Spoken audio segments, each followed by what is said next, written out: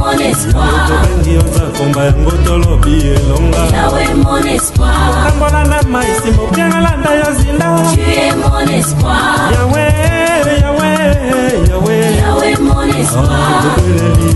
Mon espoir. Papa yamba. Mon espoir. Mon espoir. Mon espoir.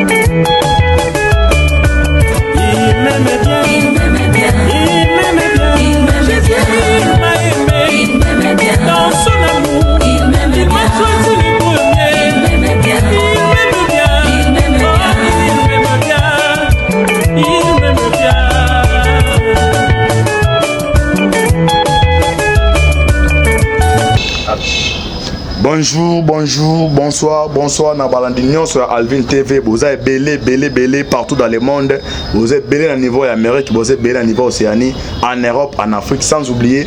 en République démocratique du Congo. Mbote, Nzaba Bate Labino, Nzaba Pambo Labino. Tous ceux qui connaissent tout, il faut prier pour la des mois qu'on aura virus. Ah ouais, ils mission Nabino, tout le bateau, tout y a Nazanga Mote Nabim, Dekonangai, Aza Awa. Maman analyste justice mon chemin so to décortiquer tout ça décryptage ya actualité politique oui ba situation mboka situation IDPS yé pendaza parmi bato babi histoire makasi ya IDPS na bingisa na kata partout na biso to décortiquer et puis to soma kametali actualité politique bomoni ya ngwana ba kamere ba tous les anciens président Samuel so ba senga futa ba $4,000 yo kamé ozo yiba ozo lia kuna na cabinet kuna chef de l'état ba beta président parlement de papa chit o senga su $4,000 lo no ozo mettre pas $4,000 yo verse bo chap o longwe attaque président Samuel national o détourner o détourner o yibi 32 millions o yibi 32 millions o senga va pesa ni $4,000 est-ce mérité notre décortiquer boyeba quand ya matière litili quand ya bada matière général 100% tous les actualités tout ya politique to boyeba ndenge maso ça me rencontre entre Tshisekedi na Kabila awa ngai na bino na lobate mais tous invité na ngawa mwana mboka bonjour ouais yo mo se présenter na bande goto ya Alvin Bolanda oza nani ngana présenter na se présenter la page de mais mo bande Bolanda baza partout dans le monde au pesa comme non nazana esengo mingi ya ozala na Alvin TV awa devant le monde entier nazana esengo mingi parce que naza moko ya ba combattant UDPS bato ba sacrifier qui vient na bango pour les loto comme na o tozwa ki tobenga ki alternance politique pe to kota na o ezali de marche à état des droits ya liboso na sepeli mingi na kanti ba auditeur ba jebele na ba téléspectateur ba rolanda biso ba découvrir ba vérité za nini ya mboka na biso bato belé peut-être bazo me pesa pasi pour na koyeba que depuis Félix aza président de la République mboka ezotambola ndenge nini yango naza lokola moko ya ba combattant ya UDPS na kati ya Ligue des Jeunes justice mon chemin sonde kombo na ngai na kansi ezambala liboso bandeko ya Alvin TV balanda ngai mais ba bando mona ngai tango nyonso boza na besoin bo benga ngai. OK, merci de justice. Bonne situation UDPS. J'espère que nous avons de belé boya na Alvin TV benda ba téléspectateur Alvin TV bozo apena ba explication de précis clarté au membre UDPS. Qu'est-ce qui se passe à l'UDPS? Yoza membre Ligue des Jeunes à UDPS. To aimer ka ta partenaire biso lembo la tout bien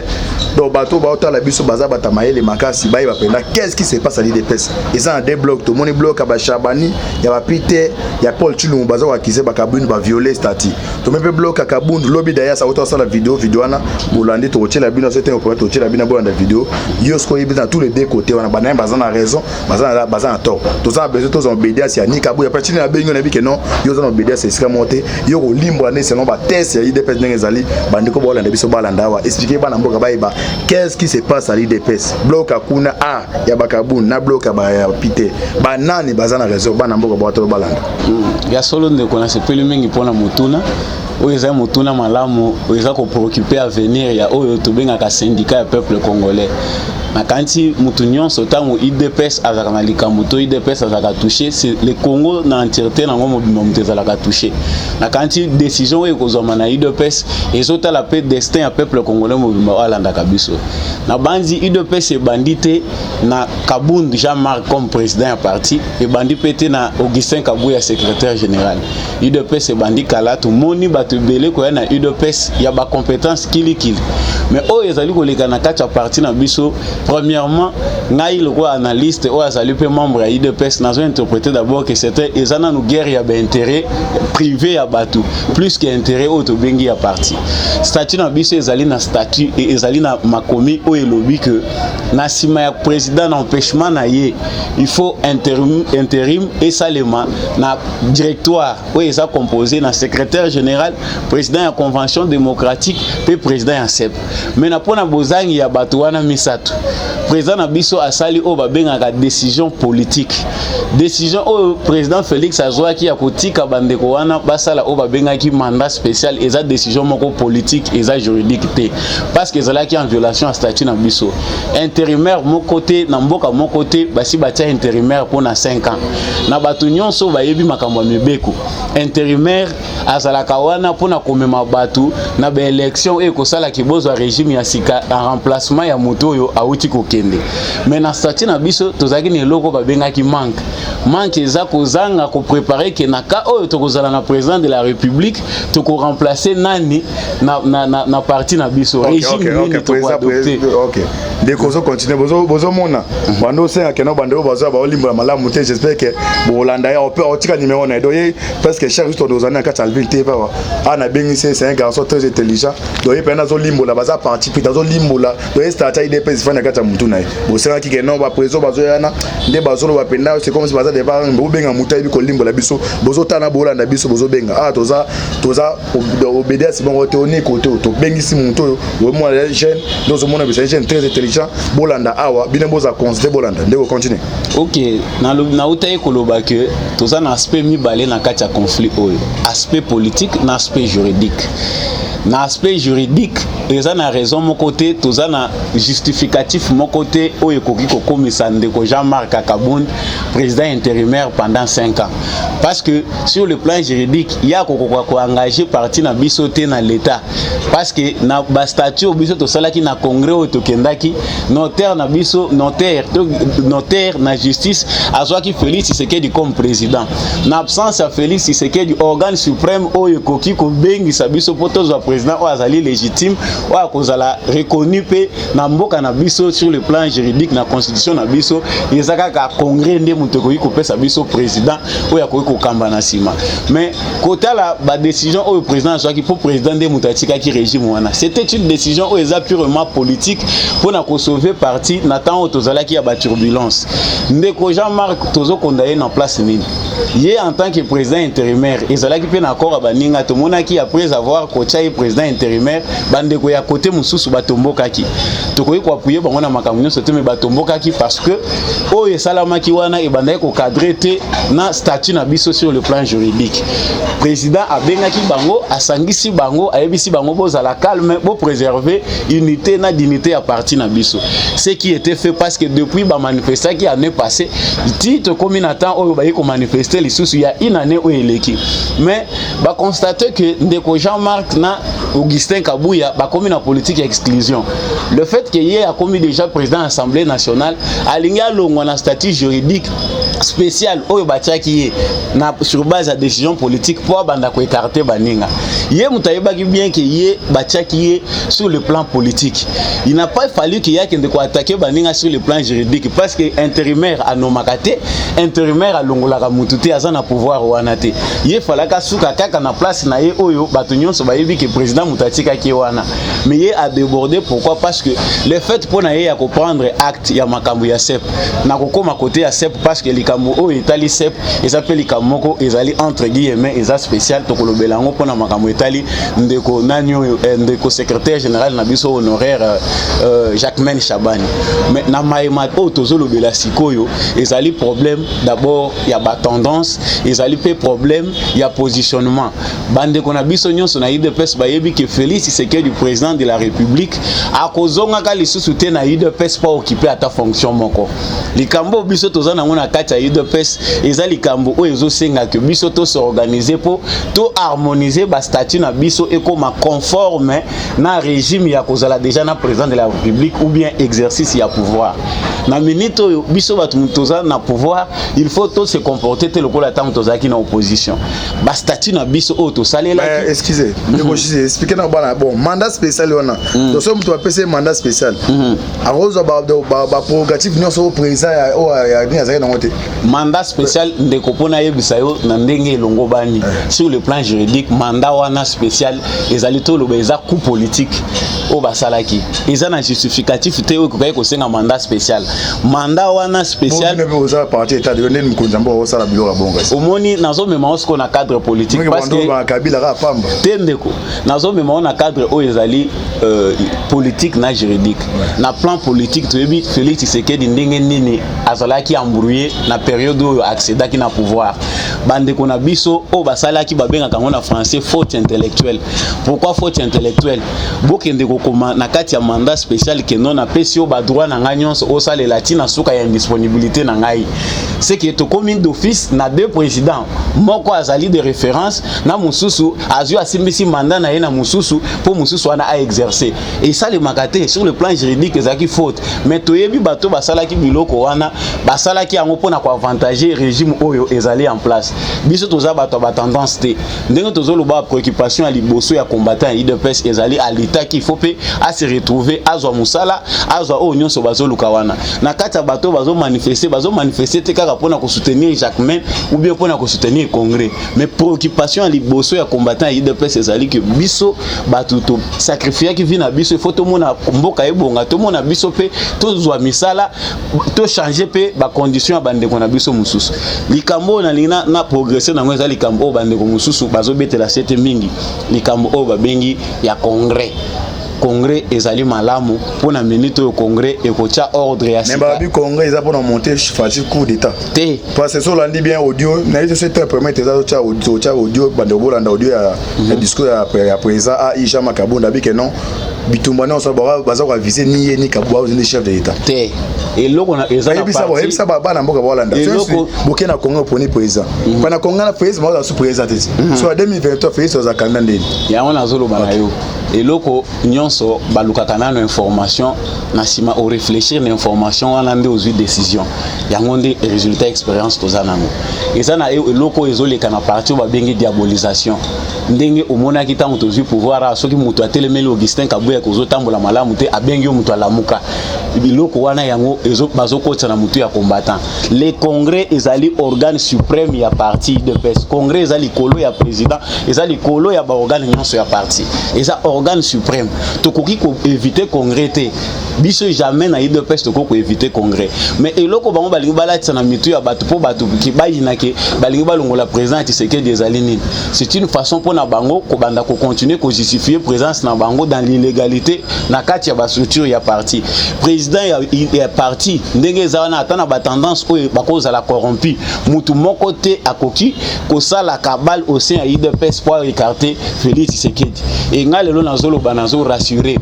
ata lelo bache bake kozwa bato pe perdre ba infiltrer bango ba occuper ba fonction na mutu nyonso ya UDPS bakokoka ko yiba UDPS te l'UDPS c'est la base ndenge telemi boy na minute nazolo banayo ce qui décide na minute c'est la base de l'UDPS mutu moko akoko écarter Félix Tshisekedi azate Félix Tshisekedi est allé na Genève a signé qui déjà makambo et salamaki kuna Martin Fayoulou était déjà candidat président de la République accepté par Félix Tshisekedi tant base à UDPS c'est boya qui Félix Tshisekedi a continué à quitter ngam nazolo ba ke bato bazo boya makambo ya congrès bazo diaboliser ngo balobi ke balingi ba beta président coup d'état eza justificatif pour na bango ko continuer ko demeurer na illégalité bango déjà ba se retrouver il faut peut pas permettre ba tia ba condition malamu na parti ko sala ke mutu nyonso a se retrouver Potoko ina ba mususu tolobi ke tendance ya nani na fongoli brèche pona makambo etali sep. Lelo Jacquemain Shabani azamabe azanyonso azali bazo bengaye mais Jacquemain Shabani toyebi biso nyonso ba to reprocha que mais gestion na yeta ngwazala ki secrétaire général mais tant to kei na cadre ya makambo réconciliation avant to kende congrès mutu oyo a récupérer Jacquemain Shabani pour atteindre na CEP nani c'est pas Félix Tshisekedi. Tous en un moment où il faut créer ba division ils ont mis ma biso nulle part mais eloko biso ya munene tozo senga nanu na bateau yo bazo kambayi de pêche de manière illégale et illégitime ils allaient à comprendre d'abord où ils allaient préoccupation ya combattant nga nazo mona mutu moko te oyoyo ceux qui ba combattant na minute baza décider bazo pesa bango communication ya malamu par rapport à ba préoccupation na bango mutu moko akoya kotele mapona kotele nani décision wana azalité mais ba combattant na minute baza partout monter pourquoi parce que communication malamu na parti ezate lelo to sali inane yango yo tozo kende na ndambo na gouvernement oyo ya UDPS tolo babas oyo za diriger gouvernement intérimaire wana bango ba bengi intérimaire une année et demie. UDPS est formé à ta communicateur mon côté. UDPS na minute tozoloba awa ba carte ba to ba somba depuis que Félix Tshisekedi est président de la République. Ata mutu moko azwi carte té. Bon ba mbongo wana ya ba carte wana eza ko kende wapi. Biso tozotel melande moyibi oyo combien situé na parti balingi mutu a contrôler bango lisusu té. Lelo nde tozoloba ezake ezate ke mutu azo s'acharner commission mo ba tchaki wana OK no so boyo. Eza ya bango commission wana eza ya bango bazolinga nde ba se laver po ba kimisa ba trace ya moyibi na bango soki batie commission une année yango et demi nga nazo lingate bato ba séparer Augustin Kabuya na Jean-Marc Kabouni na Augustin Kabuya bazali na moral moko parce que mutua azali kolo ya Jean-Marc ezali likolo ya Augustin Kabuya ezali Jean-Marc Kabundi comme président au bataki ai normalement ya kokaki ko nommer Augustin Kabuya té c'est d'ailleurs eloko ya salaki wana défaut de qualité akokaki jamais ko nommer Augustin Kabuya mais le fait pour lui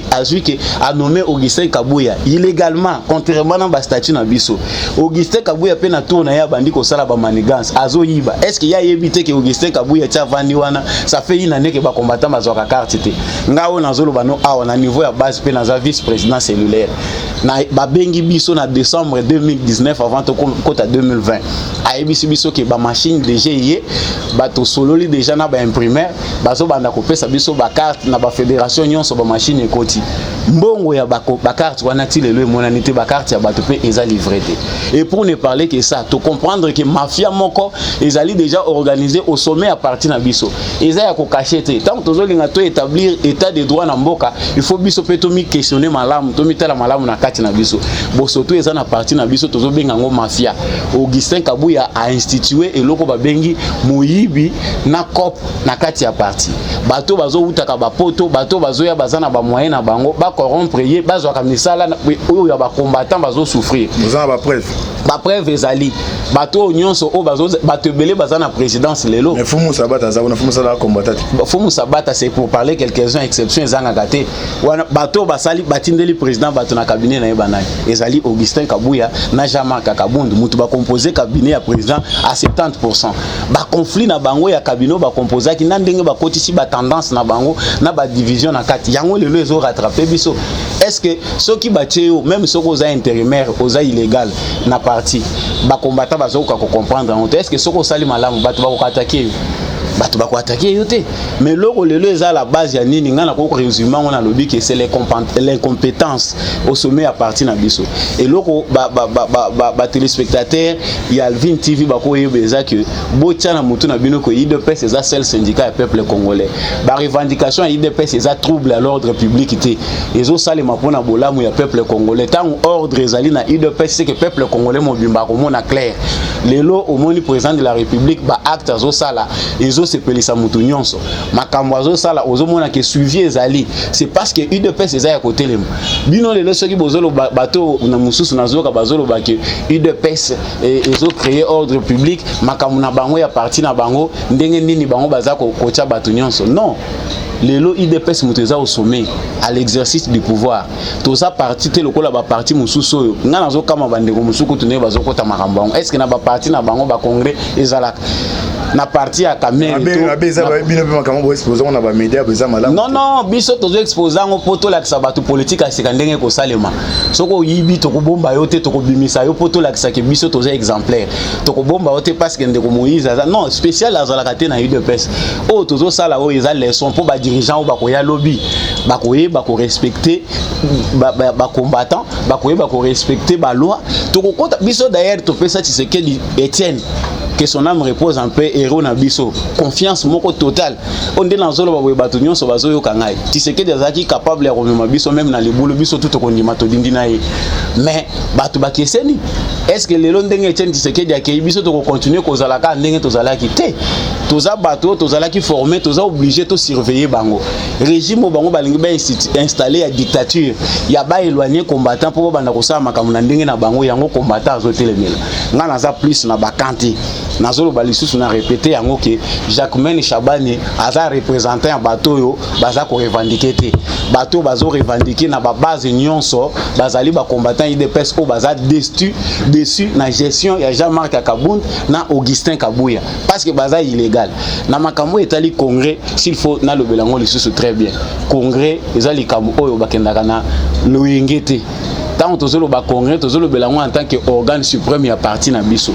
président Félix Tshisekedi bien que na minute aza frappé na incompatibilité c'est-à-dire yé na minute lokola azo engagé l'état congolais a koki le soute ko intervenir officiellement na makambo ya IDPS mais dans l'ombre biso to yebi ke muto biso to pesa ki mandat lelo ya ko exercer comme président ya IDPS c'est Félix Tshisekedi à sa autorité na biso ya référence na biso ezali tozo senga na ye abenga batu na ye ba état major na ye bato ya tikela ki biso po baza spécialité ndenge yo za boye oza pe capable yo pe batia au secrétaire général ndenga pe nazolo babwe na za pe capable nga pe na assumer fonction à secrétaire national fédéral et puis nazo yo sa jeunesse ya IDPS to tika ko fabriquer barwa biso tozo fabriquer barwa o bazo mi mona ke bango ba comme spécial secrétaire général ya avis à Zalakate président aïe avis par Ozala na été Etienne Tshisekedi Azala qui est incontournable il est mort accueilli tout cas il est là na crise à leadership nga nazo benga ngo crise à leadership pourquoi parce que au sommet de l'IDPS na minute oyo tozo zoka ba incompétent bato bazo ko ka kondima charge ya IDPS te oyebi que IDPS ça parti à Masekedi il faut la grand esprit pour lelo IDPS au dirigeant ngo OK ndeko wana limbo libana bandeko bozo mona wa comme on ndeko justice chaque jour nous les canards moi explication ça différent bandeko ba les canards ah ouais ezapona ko kitsa bon te mais bandeko to bolanda wana bo comparer non explication pesa avec des preuves à l'appui doye na esine ndo lukisa à moi déplacement mais chaque jour ça nous permettre njamba permettre to bonozana ka ta plateau na biso Alvin TV bon ndeko jis ah ce que mutu na ngezabu IDP azana batama yele belé batama de ba docteur pas le on ba docteur mais ba trésor pe leke belé mais kabundu wana kabuya wana ba compétence bo ba wana Tshisekedi da kufia bobi ke tira kufia ni va parti mutatika la kina parti penda wa mutatika li tala kabile za blague te kabile ba million ba bato bazala na mbongo effectivement ba million ba banga mais kabundu wana a perdre moi na naï a perdre moi na naï à l'Italie de l'autre Tshisekedi est na pouvoir dans le même dans la balle on exchange pour l'équipe Ghana ce que bien beaucoup aider moi compétence au basso azangi na ngobolu kabo aider mais azaga wana bakabuya olebo karte muto o pas o zaga censé ya koza pouvoir vous êtes tozana ba professeur o ba docteur mais ba trahir beaucoup na est-ce que comité mais ba ni kabunda na bozo bana kabunda wana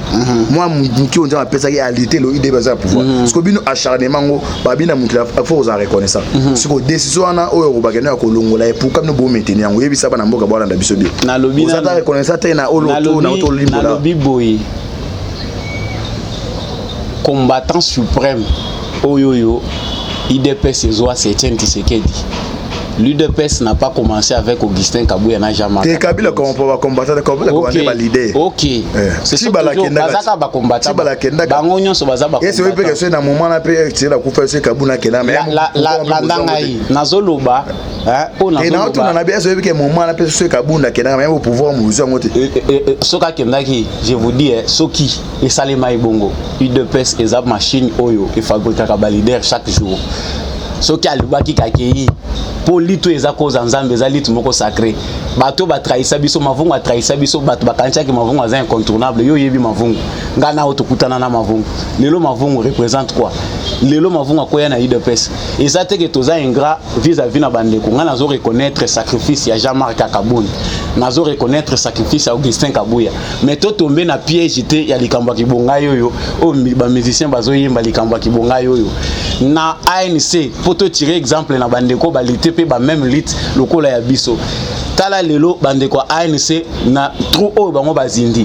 likolo ya parce que ngana bundaki parce que ngana salaki boy batie tabombeki a échoué il a fini par ba memie na démission batie Zuma finir na nini kaka na démission batutu o Mandela tiki na sima bazoko ka kosala musala malamu te akoza likambo ya biso to bunda biso bana ya bato babunda to lingi loko wana eya na UDPS te UDPS ezali patrimoine ya combattant nyonso o ya sacrifice ki vi na ye mutu nyonso azo mériter Jean-Marc Kabound lelo poste azo occuper ya vice-président assemblée nationale ezali récompense ngana Jean-Marc Kabound to keseni te mutu na mutu ya UDPS individuellement biso tango to ya ka UDPS to landaka Jean-Marc te Jean-Marc petango ayaka UDPS alandaka mutu moko ta même ayaka pena batuta ya ye moko c'est-à-dire ndenga yaki wana ezateke na bondi po ezaka kangai non tozoloba boy mutu oyo akokite ko s'adapter na mentalité ya sika na régime ya ko comprendre qu'il faut tout respecter ba texte ya statut na biso peu importe exception ya lite ya bondi toza obligé tout écarter parce que to kozalaka a pona ba récompense des peuples congolais azota la biso to banda ko détruire parti kaka sikoyo parce que ngana bunda est-ce que Jean-Marc Kabound na Augustin Kabuya nde bango mutu baza symbole ya lito to bunda baza symbole te bango nde baza wana pe baza bato lokola ba combattant mususu o ba perdre ba vie na bango o ba mususu batikali ba veuve o ba mususu lelo batikali ba handicapé ce que to bito te misa ba handicapé na UDPS Jean-Marc azwa masasi na makolo te mais ana bato lelo batikala na ba défaut na boko batikala na ba défaut na makolo likolo alito tomene tozo benga nde bango à la conscience politique ba fabrikaka politicien te politicien zakana no mutu ya vocation yo moko oyeba na mutu na okende na za boye na za ko servir et non ko se servir nga moko soko yebi ko za ko servir bato pourquoi ko bana ko torturer bato oyo yebi ke na zo servir bango o biso Jean-Marc ba komi ko sala na Augustin Kabuya ezali ko torturer ba combattant à peine bo uti ko ya pourquoi ba combattant mazo se révolter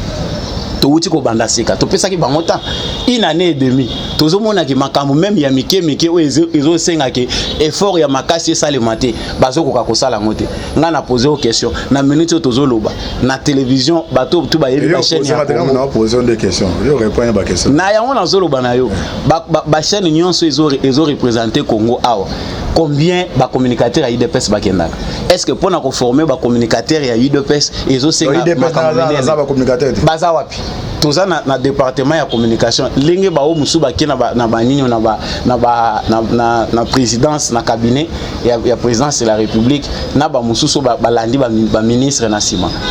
presque ba structure nyonso eza vite to politique la ka intérimaire ka boye ba structure wana eza la vite bango ndenge baza wana pona kozwa même ba parlementaire debout o baza na éloquence toza na batu o baza makasi na UDPS o lelo soki bazui ba formation 1 mois 2 mois 2 semaines ba ko défendre parti très bien na télévision ba expliquer vision à chef de l'État mais pendant une année bino bosali yango te soko ba ko sanctionner bino te. OK bango sona mutoki na mono transfert makasi bandeko awa lubi lelo eza ko yinda bandeko ta Alvin TV na biso noto ya mandeko oyo ye aimo mamba UDPS belé bela limbo la bomona ko limbo neza différent explication différent bandeko musu balekana aye penda yima belé to pese moi papa pa ngozo pona mutoki na ba charler yango oyo na ba konora vérité zo prier toujours tata Nzambe comme AT bon ndeko justice siko lobby selon ba déclaration lobby à président AI a lobby que non groupe on les a instrumentalisé quelque part siko na nyonso tu ko loba a limboli bien o expliquer ba na mboka bien siko décision pour na yo décision ni nango ko yo soma siko peut permettre non apaisement contre UDPS parce que vous ba que non biloko ngo sala ban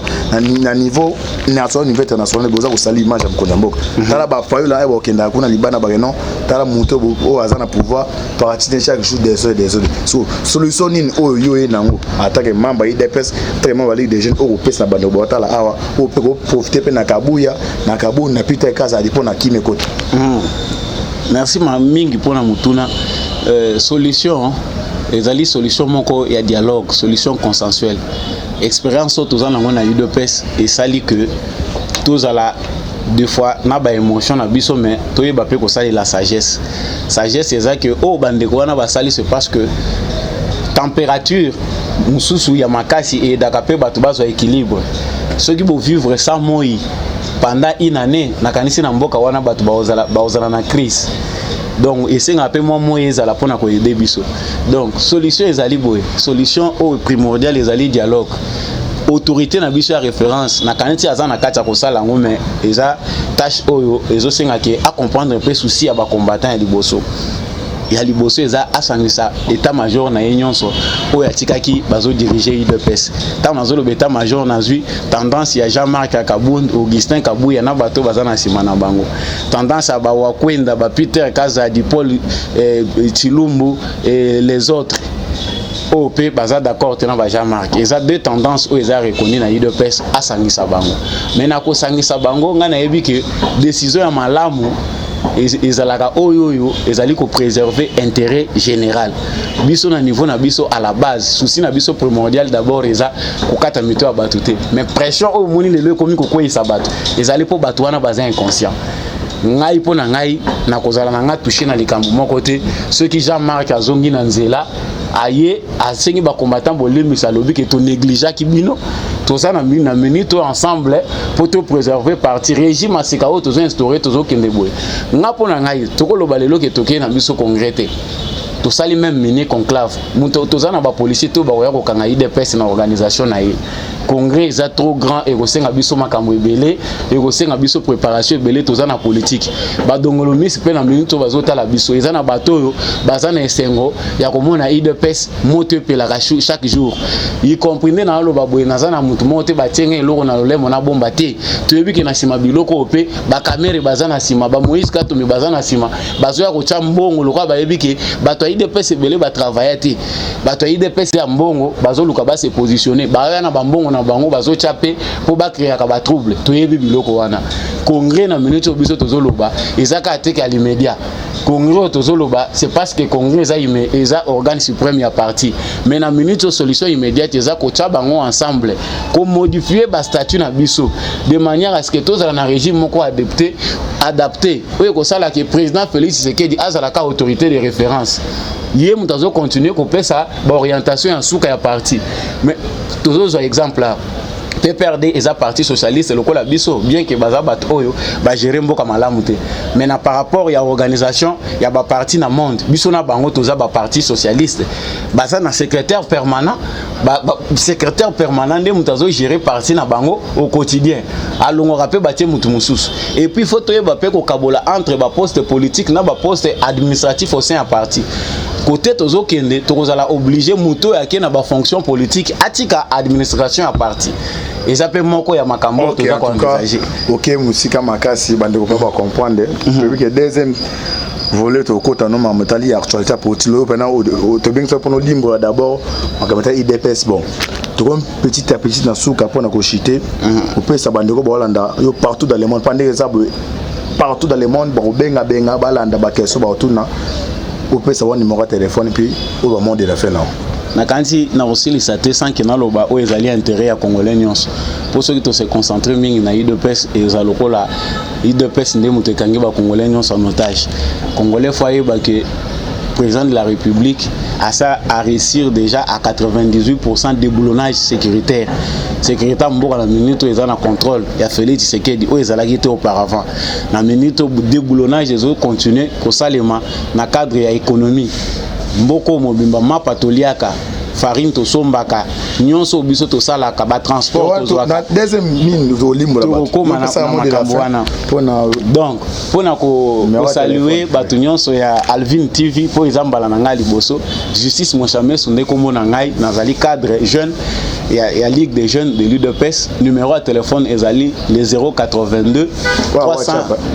349 65 26 na répéter 082 349 65 26 soko lukinga na WhatsApp nazali wana pona kopesa ba précision naza muta ba tendance te soko lukinga na ba tendance okozwanga te parce que nalia ke pa mutu te na remercier mingi bato ba kolandanga. OK merci awa ezaki ndeko na bino toujours Moïse Mao Kantibal to benizaki mwana mboka justice mocha moi sont membre Ligue des chaînes vous qui n'enga limboli fait moi sentir qu'il y a une explication ça clair ah to côté monter c'est ça clair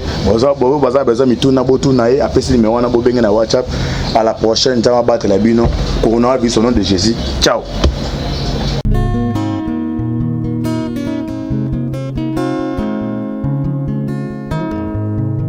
Le temps passe, elle ne s'arrête jamais. Alors réveille-toi mon ami. Et tout ce qui nous quitte chaque jour, laisse que cela nous serve de leçon. Car à chacun son jour, à chacun son tour. Peut-être demain sera ton tour. Alors réveille-toi et prépare ton âme. Car un jour. Oh, oh, oh, hey, oh, oh, oh, hey. Le temps passe, le jour s'envole, s'en va si vite sans laisser de traces. Hey. Comment faire pour l'arrêter, car il nous amène vers le jour de départ. Yeah. Tous efforts avant nous n'ont pu l'arrêter. Il s'en va sans arrêt, sans pitié, ni nous laisse le temps de faire nos bagages, que de tout mener. Le temps passe, le jour s'envole, s'en va si vite sans laisser de traces. Comment faire pour l'arrêter, car il nous amène vers le jour de départ. Tous ces efforts avant nous n'ont pu l'arrêter. Il s'en va sans arrêt, sans pitié, ni nous laisse le temps de faire nos bagages et de tout amener. Il s'en va seul sans nous. Faut me perdre tout plutôt que de perdre son âme. À quoi bon tout gagner, mais sera que vanité. À quoi bon tout gagner, perdre son âme si l'on est censé de tout laisser. Moninga, verser le sang de l'autre, demain sera le tour, tu seras seul comme dans un miroir. À quoi bon tout gagner, perdre son âme si l'on est censé de tout laisser. Moninga, verser le sang de l'autre, demain sera le tour, tu seras seul comme dans un miroir. Où tu rendras compte devant le Seigneur toute ta vie sur terre. Après avoir tout gagné, l'on s'en va seul, sans rien amener. Faut me perdre tout plutôt que de perdre son âme. À quoi bon tout gagner, demain sera que vanité. Faut me perdre tout plutôt que de perdre son âme. À quoi bon tout gagner, demain sera que vanité.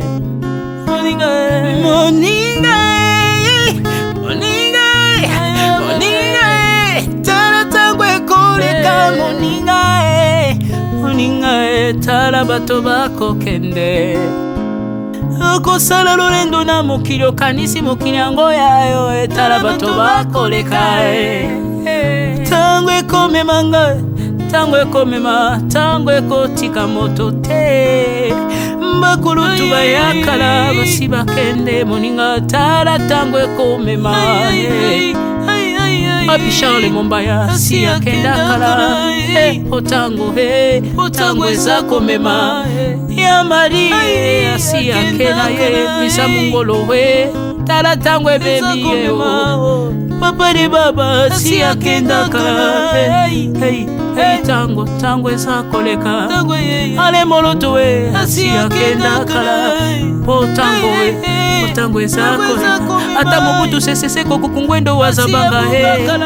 asi akenda kala. Tango eza koleka. Mzee Laurent Désiré Kabila akenda kala. Tango eza koleka. Tango ekotika moto te, tango ebangaka mokolo te. Liwa abangaka mokolo te, abangaka peleki te. Abangaka motambongo te, yokaka pe mobola mawa te. Liwa tango ayaka amemaka moto nyonso. tango ekoleka engela bomoi na yo epana yawe ai tango ekomema engela bomoi na yo mokolo na yo ekoya okokende ndenge nini ai le temps passe ne s'arrête jamais le temps passe moninga moninga tala tango ekomema moninga tala tango ekoleka moninga tala tango ekomema moninga tala tango ekomema tango ekotika moto te engela bomoi na yo tala bato bakokende osala ndenge nini okotikala ebende te okotikala ebende. Le temps passe, ne s'arrête jamais. Le temps passe, ne pardonne jamais. Le temps passe, ne s'arrête jamais. L'engela bomo moni lengwa sama sebu bakendaka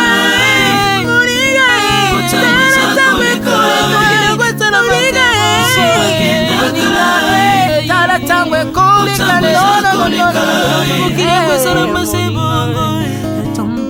ekolo nyonso bato bakoketango ezakoleka nalela mpona nini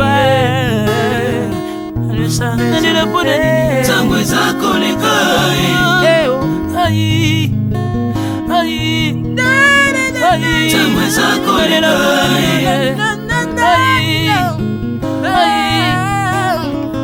tango ezakoleka le temps passe. Oh, Alvin et Béa, tala tango ekoleka. Nabongisa bomonanga pona nini bato bakokende biloko nyonso ekoleka. Nalela tina nini natangisa makila na boma bato pona nini soki nyonso ekoleka un jour nabanga kufa pona nini soki naza putulu ya pamba mokolo ezali na koleka le temps passe.